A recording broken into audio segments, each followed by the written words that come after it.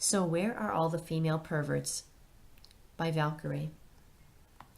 In this article, I analyze a post from Christopher Ryan, PhD, co-author of Sex at Dawn, The Prehistoric Origins of Modern Sexuality. The post is about how sexual repression causes perversion and malicious sexual behavior. In my personal experience, the repression causes rape and perversion claim means one thing and one thing only. Give us our sex or we'll take it, and we may make it quite a bit worse this time.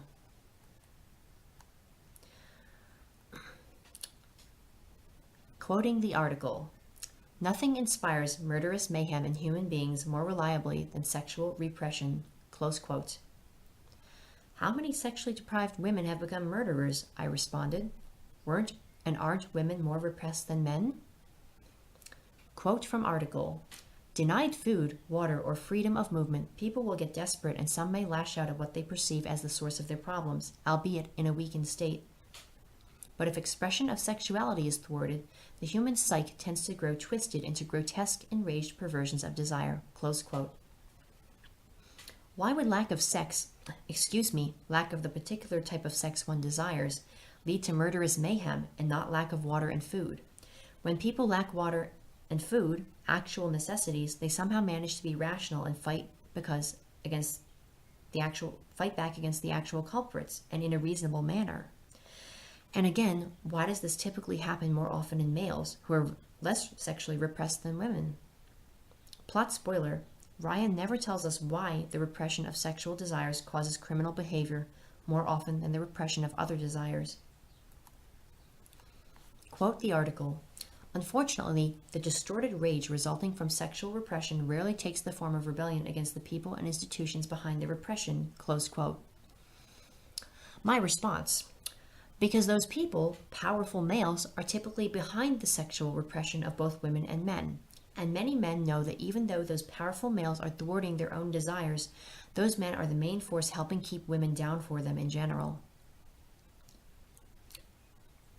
Quote the article, "If it did, perhaps we'd be reading of abused priests rather than priests as abusers. Instead, the rage is generally directed at helpless victims who are sacrificed to the sick gods of guilt, shame, and ignorant pride." Close quote. My response, because the types of people who feel that being sexually repressed is an excuse to go crazy are usually the types of people who have no qualms about raping people in the first place. Well, I'll be. Quote the article, "Today, the BBC reports that Hojatolasam Kazem Sadeghi, an Iranian cleric, has declared that many women who do not dress modestly lead young men astray and spread adultery in society, which increases earthquakes." I think we can assume he said this with a straight face, Iranian clerics not being known for their impish sense of humor. Close quote.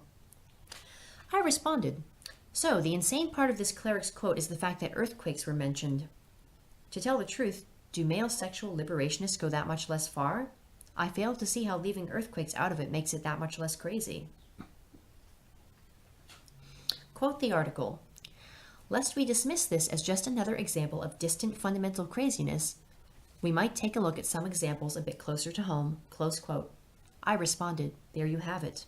Liberal men teaming up with conservative men to defend rape culture. Quote the article, "We can start with Christianity, a religion centered upon a figure whose holiness begins with his having been conceived asexually. Mark Twain noted the bizarre anti-eroticism of Christianity when he considered heaven. Man has imagined a heaven and has left entirely out of it the supremest of all his delights, the one ecstasy that stands first and foremost in the heart of every individual of his race: sexual intercourse. It is as if a lost and perishing person in a roasting desert should be told by a rescuer he might choose and have all longed for things but one, and he should elect to leave out water." Close quote. My response, first of all, Mark Twain was unfortunately an obvious misogynist. Read about anything he ever wrote. Second of all, not all people enjoy sex. There are male and female asexuals, and also non-asexuals who don't consider it that high on their bucket list. Third, Twain is equating one's want for sex with a dying person's need for water. Quote the article, There's little question that the centuries-long campaign of child rape enabled by institutional cover-up is a direct result of the Church's inhumane teachings concerning human sexuality. Close quote. My response: there's little question, only if, like always, you ignore feminists in our writings.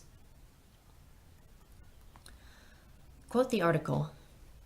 If priests, gay, straight, and bisexual, were allowed to form erotic connections with consenting adults, who can doubt that countless children would have been spared outrageous torture at the hands of these sick, distorted men? My response: I doubt it. There were many heterosexually married adult men who raped children of both sexes. Shockingly, most of them are men.